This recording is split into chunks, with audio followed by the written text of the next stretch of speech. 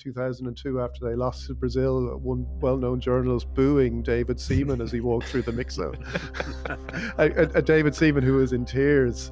Like Brazil, a bit more conservative, a lot of substance, not being too cavalier. Like basically gets done on the break when they're 1-0 up in extra time.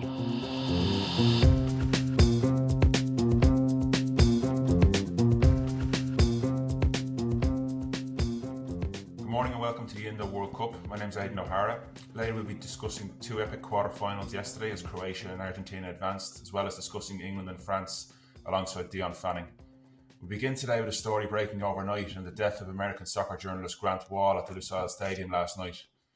Dan McDonnell, those who are in the press box must be in a bit of a state of shock this morning. Yeah, I think so. Aidan. It's just terrible news. I suppose Grant Wall's name is something that you have a thing at these tournaments. You see these sort of characters around the press room that are sort of I don't know, maybe not household names, but you know what I mean. They're huge sort of journalistic names that you say the name to people back home when things were sort of happening last night, and they know him, and that's for someone who's an American reporter, that's sort of maybe unusual in a way, but it was would have been sort of pretty distressing situation in the press box last night. It would have been in sort of the second half of extra time, and then as penalties were going on, so slightly sort of very sort of surreal situation. And I mean, I was reasonably close to it, but not close in the sense that people obviously would have been sitting in the same row, and it was clear something very serious was happening, and there was obviously efforts going on to try and save him and sort of clear the area. And you have obviously the game going on sort of with the noise and the sort of all the natural sort of rhythm that goes with that, and the whatever the 80,000-90,000 crowd sort of caught up on that while this was going on. So it was just terrible for his sort of his his close friends and colleagues and people who would have known him very well, and people who were just happened to be sat around him, who obviously had to see something that was pretty traumatic for them. I mean, it's shocking, really, and sort of the fragility of it all, just enjoying the game like everyone 1 second and tweeting away, and I would have walked into the stadium next to him earlier in the evening going through security, just everyone's on the same cycle, covering the same beat and doing the same things, and then something like that happened. So it was a really bad situation. As I said, I really feel dreadful for the people who are really sat next to him and around them, and I mean, paramedics and everyone come in and sort of did their best and did whatever they could do, but it was obviously just very challenging situation. Just a very challenging situation. Unfortunately, you did fear the worst at the time, but hope for the best. But unfortunately, just really, really sad. It's very. It's you said it's surreal seeing him tweeting about the match, and the last tweet he had was about the wonders of the free kick. So we certainly in a lot of people's thoughts this morning. We'll move on to events on the pitch, I guess, with the game last night, the Argentina advancing. Obviously, you were there. The atmosphere in the stadium seemed extraordinary. There seemed to be quite an amount of I guess animosity in the game itself. Obviously, events overtook it, but from your perspective in terms of the game itself, Holland seemed to play for 20 minutes with a big man up front, launch ball. Argentina couldn't handle it, but for the other 100 minutes, it was Argentina who were on top and probably deserved to go through. Yeah, that's definitely been my sort of impression of it. I mean, the comeback was extraordinary, really, from the Dutch perspective, because they were finished really in the context of the game. When Messi scores at 2-0, it was like, that's it. It is that sense where you sort of you sort of probably mentally check out, and clearly, like, to some degree that happened with Argentina, and then obviously one or two other players got caught up in some of the the personal stuff and the squabbles and all of this stuff that seemed to be going on around the game. And like, they definitely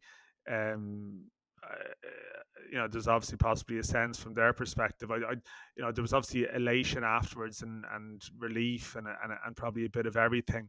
The celebrations were obviously would expect, I suppose, after the final whistle. Like, with this Argentina team, it's always such a roller coaster of emotion, and it's always so sort of frenzied, and there's no middle ground. There doesn't seem to be anyone there that's going, okay, calm.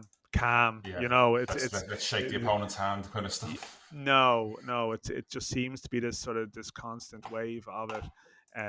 So I mean, do they come out of it as the favourites, or do they come out of it as a team that you think I'm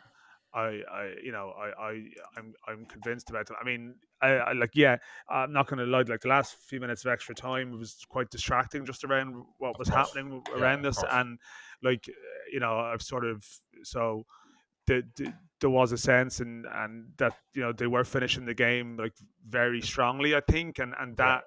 Is that something that would be accurate, in the sense of like that might be maybe one of the more impressive aspects to the performance, that an extra time, maybe, that they didn't, rather than lose their way completely after what happened, they managed to get it back on track and put on that pressure at the end. So maybe that does suggest they have the resilience to bounce back from the shock, and they won't be scarred by that sort of 20 minutes where they lost it completely. Yeah, I think I don't know how true it is, that story of 1966 when West Germany scored the last minute equaliser, and Alf Ramsey's team talk apparently was, you've won it once, go and win it again. There was a bit of that about Argentina, where they just sort of, they went at it. I mean, the Dutch were absolutely dreadful. I mean, Van Gaal was being praised for his substitutions in parts, and for the most part I thought they were dreadful. Argentina looked very good, and I think, and it's happened, it kind of happens a little bit against Saudi Arabia as well, where they seem to think, right, we're much better than these, and the difference against Saudi Arabia, they got the second goal, but they did just seem to switch off and start to go through the motions, and suddenly the Dutch started launching balls up towards Weghorst, and like, in the game itself, I mean, there was 2 assists in the game. You don't normally talk about assists when we talk about football matches, but the Messi assist, I think there was 88,000 people at the match. I'd say if there was one person who saw that pass on, that was it. That was it. And then the free kick at the end, where, again, another assist, another moment. And I guess those things I think that's the beauty of the World Cup, is, you remember moments like that. You remember what the noise, wherever you were watching it. We were watching it in the office of the Irish Independent, and it was like everyone just shouting and clapping at a telly, because it just seemed extraordinary. It must have been an incredible moment in the stadium. Oh yeah, I mean, the pass obviously was, and particularly because the early stages of the game, like, there was that sense of, is this going to be a 0-0? Like, is this going to be 2014 again, in the sense that it's a stalemate? So almost that sense of, like, the celebration was sort of laced with the sense of almost liberation from that feeling that this would be that type of game as well. Yes.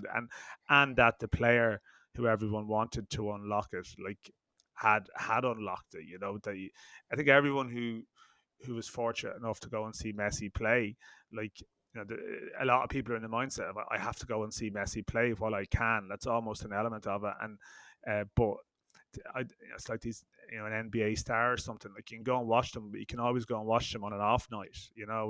Everyone goes to a game where Messi's involved, hoping to have a Messi moment that they can say they were there for. And I suppose that was one of those. But I mean, the day that was in it, yesterday, I mean, like, Neymar delivered an incredible moment for Brazil, but then you lose and it's gone. I mean, if Argentina don't win that shootout, I think that Messi pass is gone.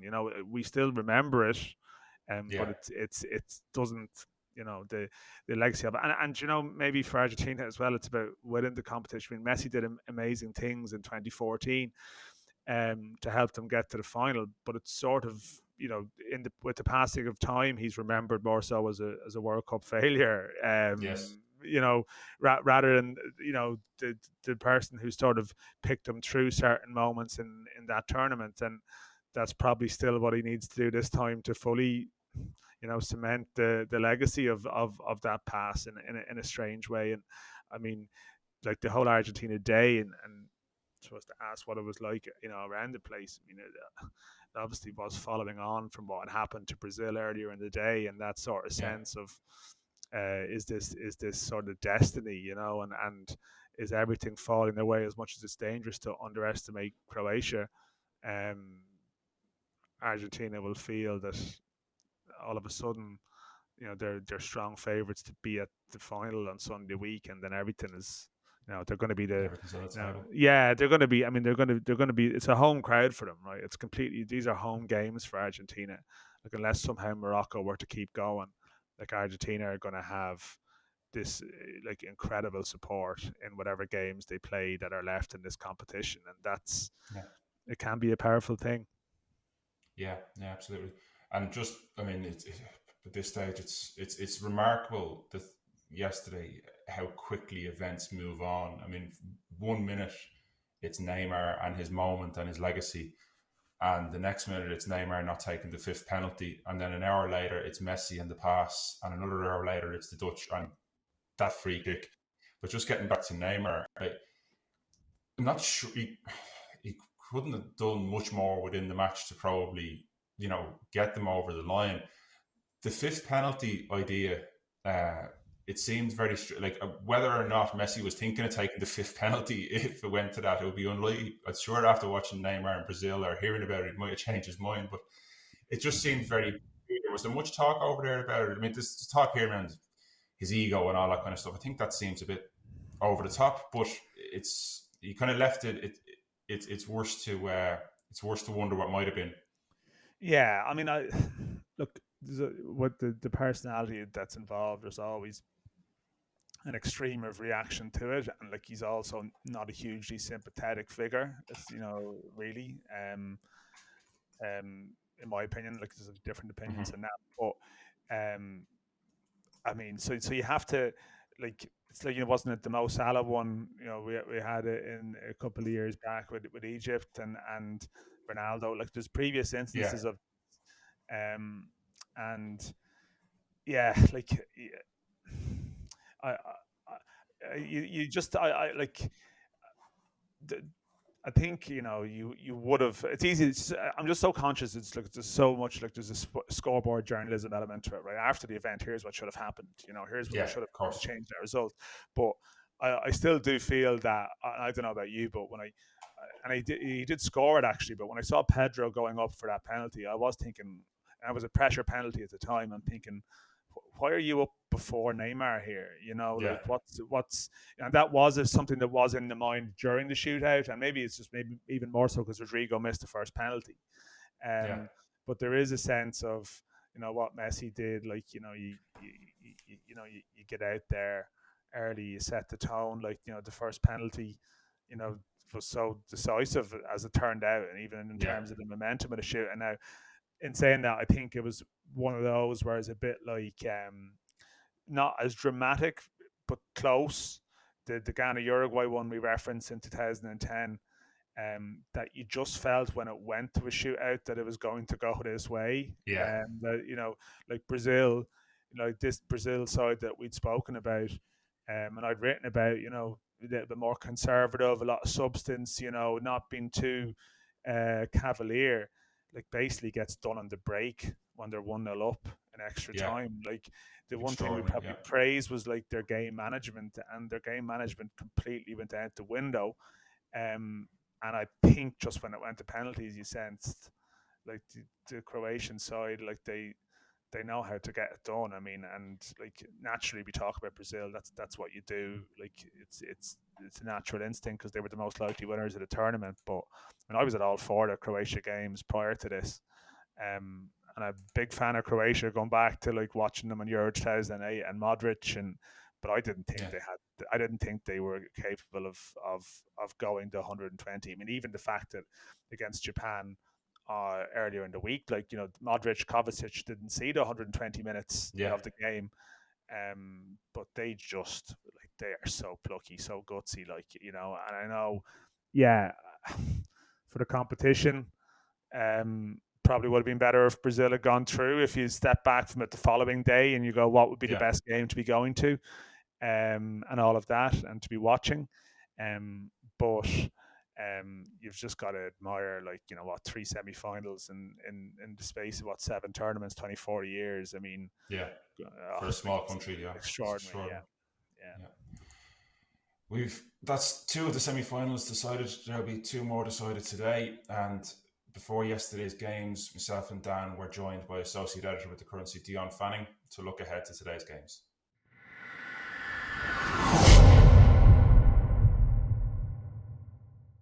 Dion, thanks for joining us. Thanks, Aidan.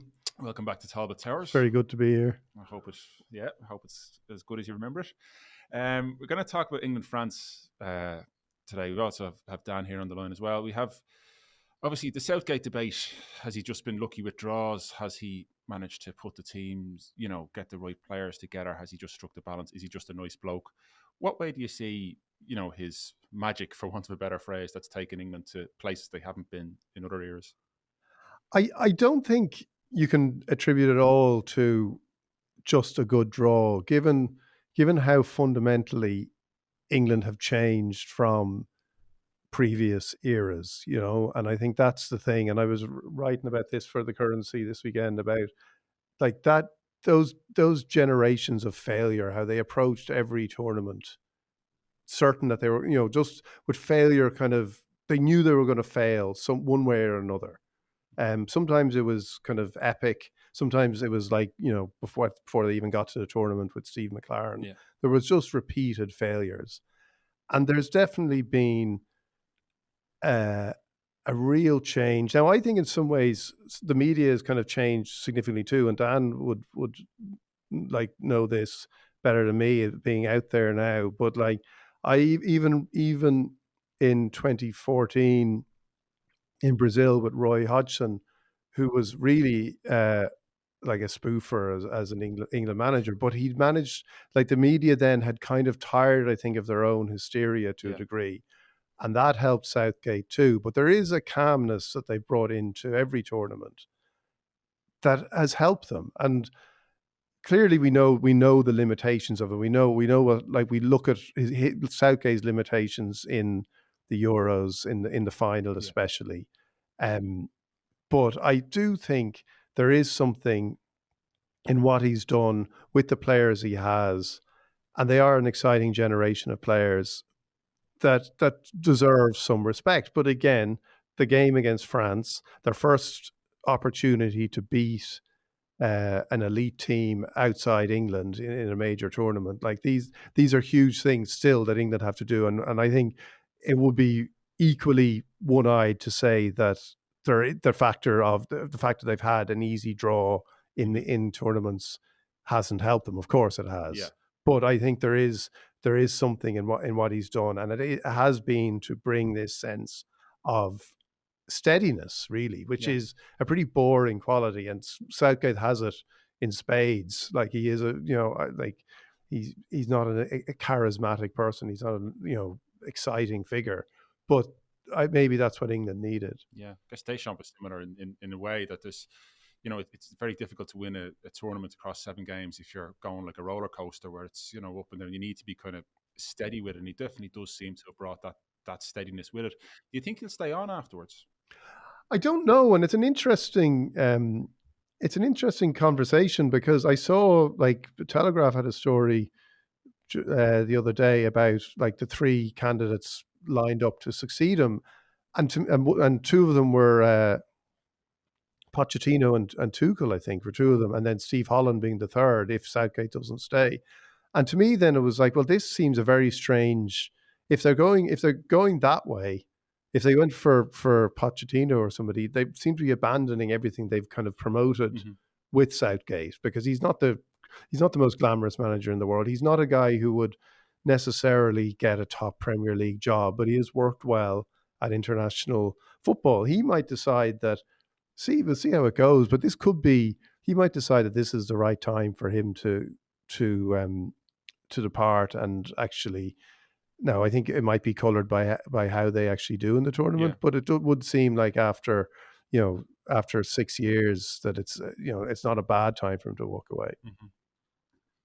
Dan, you were thinking previous to the start of the tournament when we were mentioning Eddie Howe as a possible option to tick a lot of boxes, and possibly even from Newcastle's point of view, that he might be someone that would suit if Southgate did decide to step away.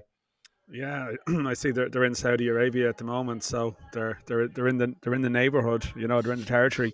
I mean, I know that things are going quite well for Newcastle, but there obviously would have been a feeling at one point that it might be convenient for all parties if England came along, because at some stage you feel that Eddie Howe will be upgraded, as part of the Newcastle project. You feel that would probably happen, as much as he's done well. But yeah, I mean, just to go back to the Southgate thing, and Dion would obviously know this from covering in England the tournaments gone by and sort of living there for a long period of time as well. Like there's no sense of sort of rancor around the place at all, or any of those sort of familiar tensions that would exist around the England camp. Like I'd be chatting to a couple of people who are there every day pretty much. They're just covering England, and they're just there, and they're just saying everything is very serene. It's just like they're getting everything they want in terms of access. They're getting, there's lengthy interviews with like Jack Grealish last week, some interesting comments from him earlier in the week, and it's just all very calm.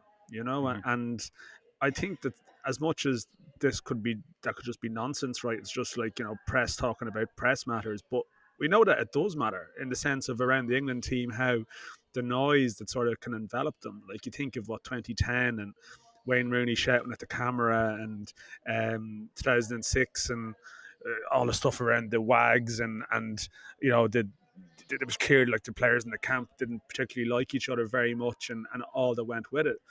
Whereas this time it's all good news sort of coming every day, even to the point of like Steve Holland coming out this week, which that was a little bit unusual.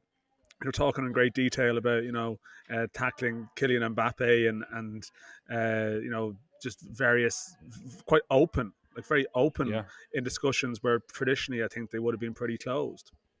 Dan, can I ask you on that? Like, do you think that's partly as well because the media's power has waned? Like we know now there's such blowback if if a tabloid covers a story in a certain way, or it over eggs a story, or it does something like this, you don't have the tabloids and the newspapers don't have the freedom to do what they used to do.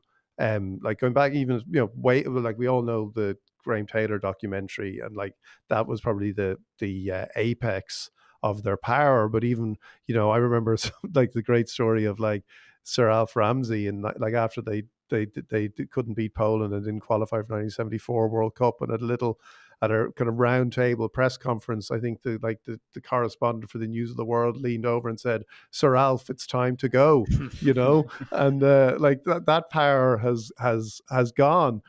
And they don't have that anymore. So like they've been forced to change how they approach it too. But I accept that also the atmosphere is different now.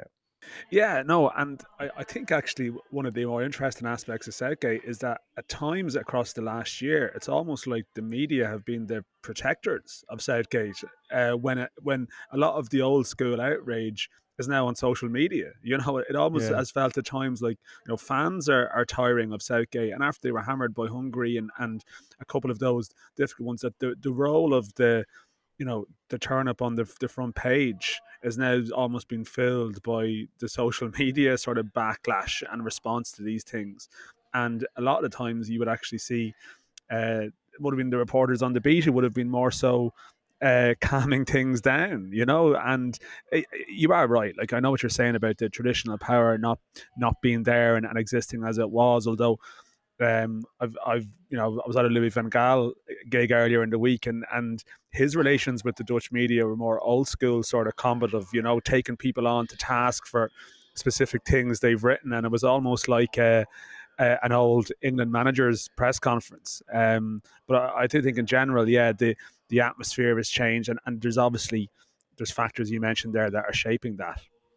It was 2010, which you mentioned there as well. I remember, wasn't that the tournament? I think Stephen Gerrard talked about kind of being so apprehensive about the reaction to when they were playing America in their opening game, just entirely focused on what will the headlines be, what will the consequences be if we don't perform well here, and that just drained, especially that generation, which had so much pressure put on them and so much expectation put on them. That just drained it. And now I think we'll get into this. I think there's still a lot of concerns for England when they play a team like France, and I the result against Senegal papered over an awful lot of cracks in that performance, I think. But these players do seem to be better equipped to deal with it and less concerned with whatever noise there is. Yeah, I thought it was interesting, like in this tournament, and when they played the USA, it was a poor enough game. They didn't perform at all. There was the talk of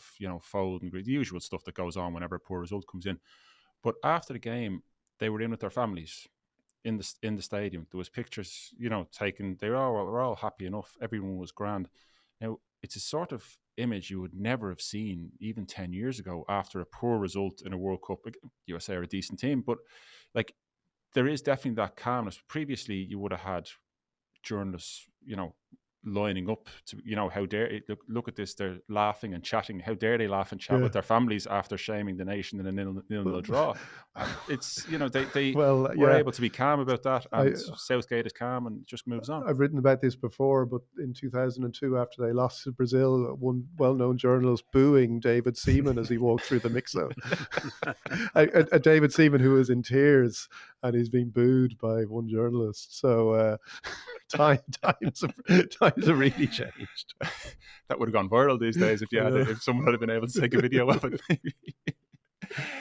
But it is a totally different atmosphere, and that's got to be to their benefit. Now, again, I still think they play with a caution, or they play with a lack of expressiveness at times that probably doesn't do justice to the talent they have. But I don't think it's because there's a fear of the response to it. Now, it will be interesting to see what happens with the France game.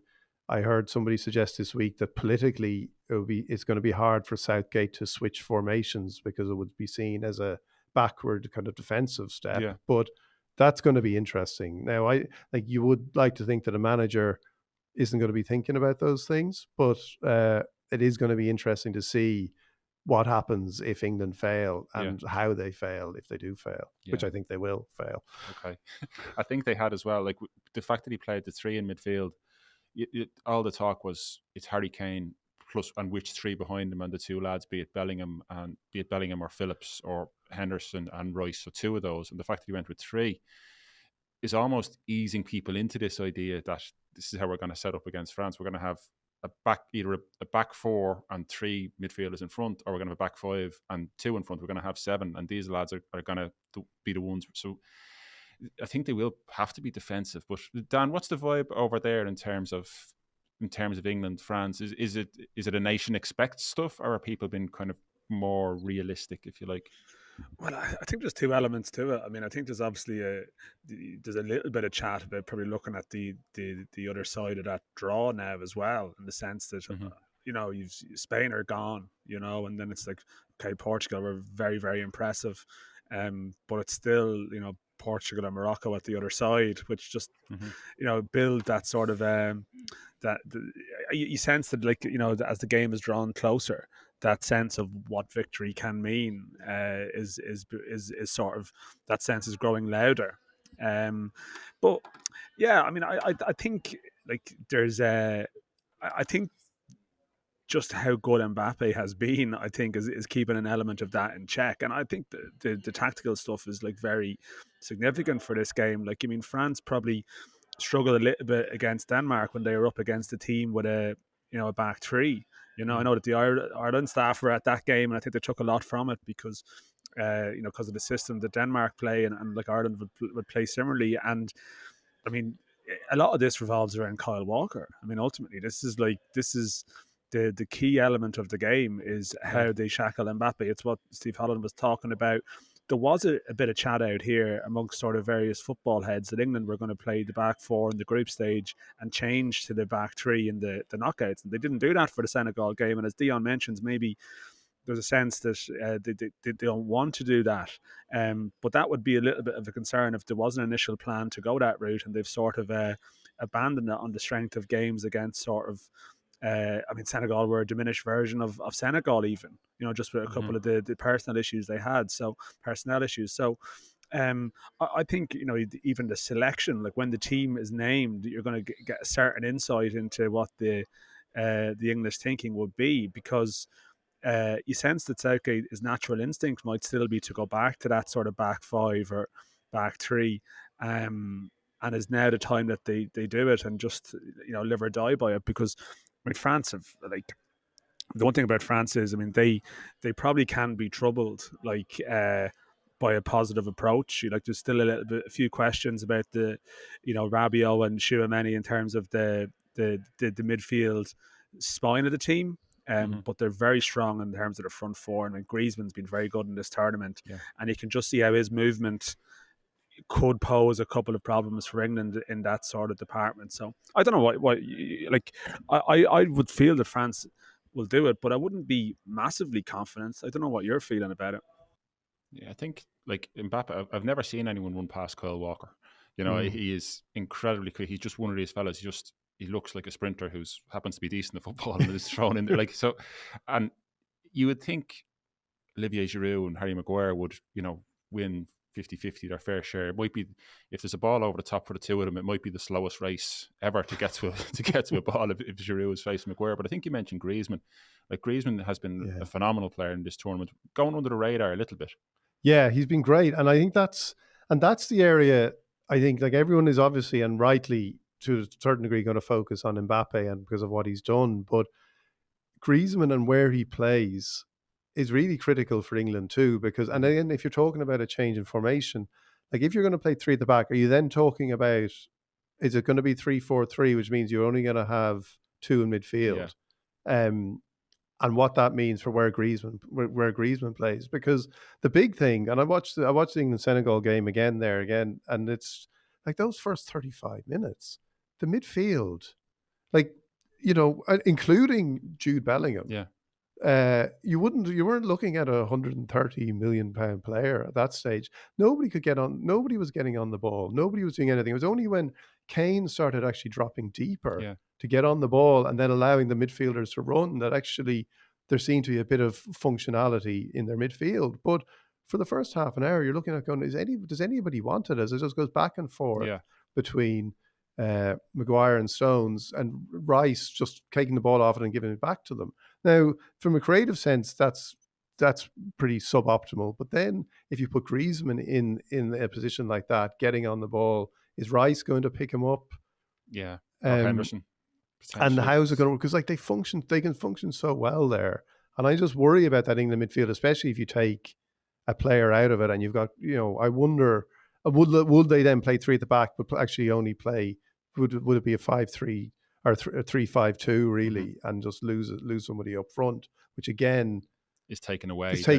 And as Dan, I agree with Dan. I think there is a chance of France against France if you go for them. But whether England really want to do that, I don't know. But I do think that is that area, and I think Griezmann is central to it. I think that he could really, you could just see one of those classic performances there where you're looking again and you're suddenly looking at England going, they don't have the wit and the intelligence to combat somebody who's as clever and as creative on the ball as Griezmann is. I think Henderson is probably could be the key one in there, where that kind of big game experience that potentially shackle a player, but if he plays, that's the thing. He played well the other day, but it's that sense that they have matchups potentially for Mbappe, they have matchups for Giroud. I don't think they have matchups for Griezmann, but especially in the role that he's playing. Especially in the role he's playing. Dion, just on a personal level, you're married to a woman from England and your son is English. He's half English. Sorry, half English. I don't think I'm revealing anything exclusive there by saying that. from your own perspective, you know, do you have the half and half scarf out, or do you have, are you hoping they win, or how far do you hope they get, shall we say? I just don't mind, you know. I find like the Euros, I actually quite like the England team, and I found a lot of the stuff, and it goes back to what we're talking about with the media. I feel I don't really recognize what people say about the English media now. They, you know, when they're talking about how everyone gets incredibly carried away, all this kind of stuff. Like now, maybe just knowing how carried away they used to get, it doesn't seem like. And I also think like we really can't point the finger at anyone else when it comes to getting carried away about it, you know, because we're like we really, like, in so many different ways where we are in football, we manage to get carried away all the time. Maybe it's just a natural thing. What's wrong with getting carried away? So I don't recognize that as a reason to kind of be against England. But equally, you know, I was kind of getting tired of the whole Southgate thing this year, and I thought like I was kind of edging towards wanting, you know, looking forward to them losing, and then I sat down to watch, you know, first game with my son, and he was like so pro England that I'm not the kind of father who's going to enjoy rubbing his nose in it. So I'm kind of, now for his sake, I'm hoping that England do it. And I just think, again, and it's a point that's been made repeatedly about about this team. It's not John Terry and you know, players like that. This is a really likable team. That I think people are stretching to kind of say that they find the players themselves objectionable. Southgate, again, is bland. You know, he's not. He doesn't have that air of arrogance. So I think a lot of those things go away. But again, equally, there are plenty of reasons why just, you know, wanting England to lose is a perfectly fine you know, viewpoint to have on it. Yeah, Dan, I presume you're of similar mind, would that be? Without the English connection. Well, I mean, hang on. Yeah, I don't have any English family. Not that that's a bad thing. Just to be clear. Not, thanks, Dan. Cheers. Just how that was being presented, I wasn't sure. No, I mean, like, I don't know. I mean, I just, it's funny, isn't it? Like, because I agree with everything that Dion says there, pretty much around like the you know, it's not the John Terry England team. It's also as well, and just by coincidence, I suppose, in Russia and here, not a huge amount of English fans here. And generally the ones that are travelling aren't maybe the element that you probably associate with the more sort of darker sides of, you know, English national team games over the years, you know, and you can't avoid, like, you know, that there has been issues. I mean, you watch the, there was that very good documentary on, was it Channel 4 coming up to the tournament, looking back at Italia 90 and a lot of the vibe around the English team at the time. And you don't have that atmosphere in every sense around it. There's obviously very different reasons for that here. But I don't know, I still find myself watching England games, and I have that sense of, I just, as much as you like them, and I actually had this discussion with someone here, I was like, yeah, this is a likeable England team. Didn't want them to go out, and then Wales were on the attack against them, and you just find yourself naturally sort of like, go on, Gareth, you know. And Gareth, unfortunately, was unable to go on. Gareth Bale now, yeah, Gareth Bale, to be clear, yeah. And I don't know, is that just something that's built in and you can't avoid it? Like, you can talk about your maturity and wanting the England team to do well, but then if you don't feel it, does it count? You know, like, I mean, if it comes to, when it came to the penalty shootout against Italy in the Euros, like, I think everyone listening, like, you know deep down how you felt. Like, that is how you feel, you know. And you might say one thing, but then feel another thing, or maybe not, you know. And I think that was almost the ultimate test, wasn't it? That penalty shootout, because it was like, I mean, I was happy, you know. And I feel ashamed to say it in a way now, but I mean, I was. England did a penalty shootout at Wembley. It was almost too perfect for them to lose that way. But then you feel a little bit guilty because you see the players afterwards, and they're actual, you know, they're good characters, you know. So you don't enjoy their pain in the way that some of the England meltdowns in the past were definitely amusing. You know, it's maybe a slightly different feeling now. Yeah, Dion, you mentioned you're expecting them to feel a bit of pain, and possibly some of your family feel a bit of pain, expecting to fail. Yeah. So I'm presuming, obviously, by that you're picking France to. Yeah, but again, like Dan, just about. I think. Like I actually started the week thinking, I thought England could win, and just as I've gone through the week, I just sort of think no. I think France will edge it, but again, just a few factors. Like I think that they know, they probably know it's what Southgate does, but I think they know what France know what they're going to do and what they want to do, probably with a greater clarity than England do. And again, just they've done it. They've got a track record. It is a kind of amazing statistic that England haven't beaten, outside England. Mm-hmm. They haven't beaten an elite team in a World Cup. So like that again, I think in that is a factor. So I think, but I like there were a few times watching and Poland were really, really terrible, really terrible. There was moments in that game for a while where you're like, France could blow this. Yeah. And like the Denmark game was a very good game again. And Denmark took it, had their opportunities. So, but then again, Senegal really, and if Senegal had the players they could have had available to them, they really would have fancied their chances in that first half an hour. So, I think just on balance, I think France could edge it, but I think it could go, extra time. Yeah. Dan, what's your verdict? Yeah, I just about for France, just about sort of a preference for France. I think like we're talking about the game all in the context of how England will react to things that France do. There's almost a sense in that like, could England almost overthink it in a way, as we sort of half alluded to, and maybe lose some of what's good about them, lose some of the threats that they do present, because like the best thing about England is like their attacking options and their bench as well. That is the one thing they possibly have a stronger bench than the French. They might have better options to come into the game. So if it went the extra time way, I'd actually be sort of, I don't know, would I be leaning in another direction? But I think France in 90 minutes. I think, but narrowly. And I mean, it's a great game to look forward to, because there's definitely weakness in both sides that can be exploited, and you hope that it becomes a kind of game where it's an attacking one as opposed to an overly conservative one. Actually, I think in a way that's the thing. I think if England get too conservative, it'll be a bad thing. And it might cost them. Yeah.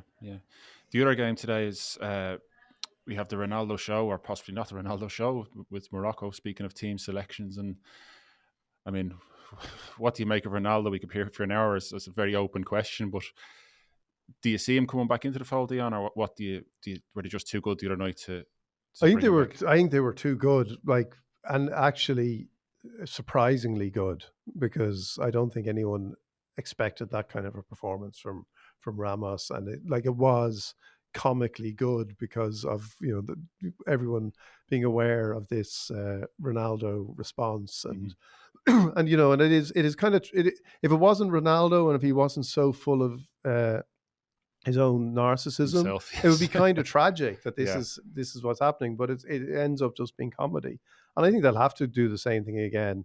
But it will be interesting because it's like Morocco. I thought Spain were really terrible. Yeah. Like really, really terrible against Morocco. Like, people talk about how well organized Morocco were, and they were, but like that's what Spain were doing wasn't what we expect. It wasn't a next generation on from the 2008, 2010 team.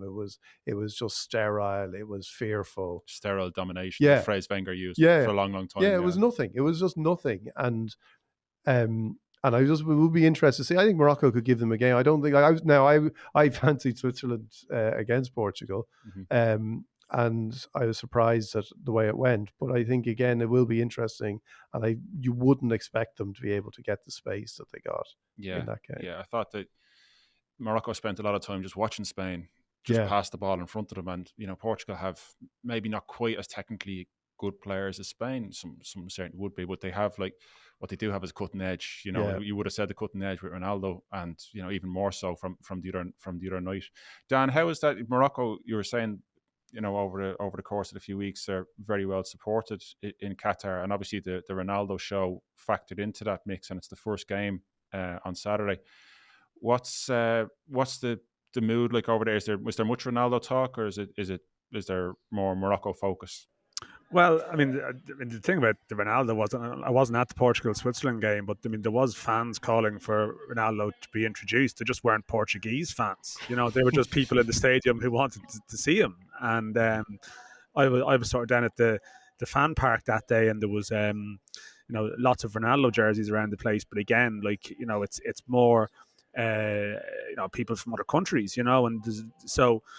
That's I mean, there was, you know, cheers when he's on the big screen, and yeah, people want to see, you know, there's some supporters want to just see the most famous person in the football world, like you know, on the pitch. But in terms of like the vibe around Morocco has been incredible. Like, it has been the story of the competition, possibly, you know, or one of the stories of the competition, that even just the sort of spontaneous scenes, a sort of celebration on the street after the game, like in a country where nothing spontaneous ever really happens, you know, that isn't sort of controlled in some way. And Morocco was sort of broken out of that a small bit. And I mean, they're going to have like incredible support in the ground, you know, because a lot of the very striking aspect of the celebrations the other night, like there was people in Saudi jerseys in the middle of it, you know, and all the sort of the Arab world coming together and rallying around Morocco. So they are going to be the home team in the stadium, and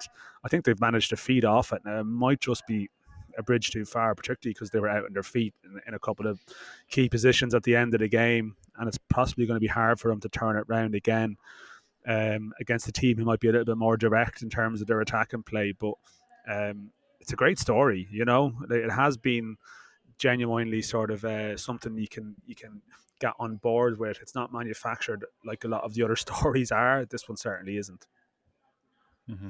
Yeah, so I think we're all going Portugal on that. Yeah, it's hard to see the Ronaldo show will roll on. Dion, just before we wrap up, I just wanted to ask you, like, you've had a lot of experience between writing, editing, all that kind of stuff, very interested in media matters. How have you found watching this World Cup from here, the media coverage? Obviously, Dan wrote a piece there, you know, behind the scenes in Qatar. How have you found that balance as an observer for the most part? I think you mean in terms of getting the issues across. Yeah, and the stick to football versus the kind of. Well, the stick to football really, I think stick to football might be finished after this tournament, because like stick to football is being used as a way to kind of stick to football and agree with what we feel about a country that you're perfectly entitled to feel totally different about. Mm-hmm. So like keeping politics out of football was always a political stance to begin with. And I think it's been kind of demonstrated, like between Infantino and everything, the focus on football stuff, that you know now is redundant as an argument.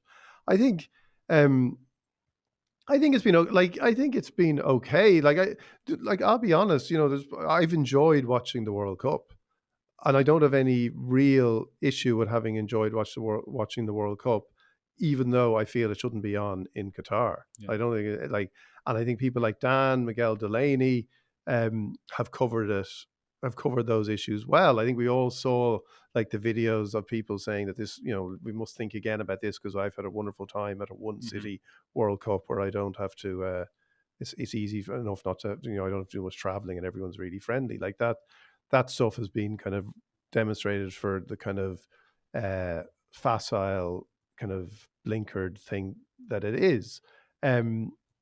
But I don't feel that any journalist, I never felt any journalist had to justify being at the World Cup, because unless they were on the executive committee of FIFA in 2010 and voted for it to be in Qatar, they didn't have a case to answer. This is where the World Cup is, wrongly, but this is where it is, and it's and you go and report on it, and people are going to report on it. Some people are just going to report on it better than others. Mm-hmm.